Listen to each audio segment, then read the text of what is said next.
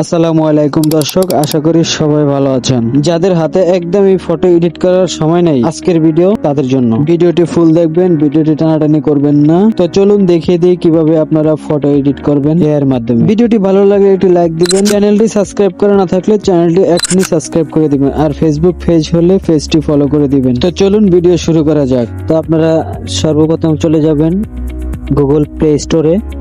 তো প্লে স্টোরে আসার পরে লিখবেন জেমিনি।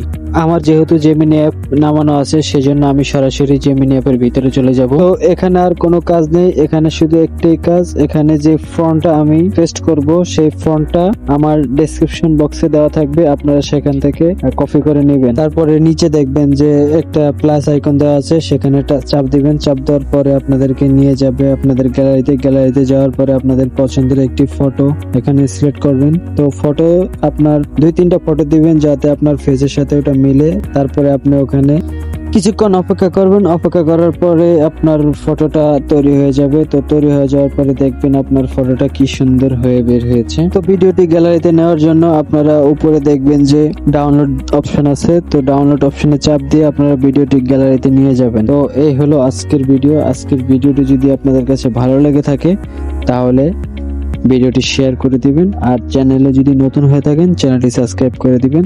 ধন্যবাদ।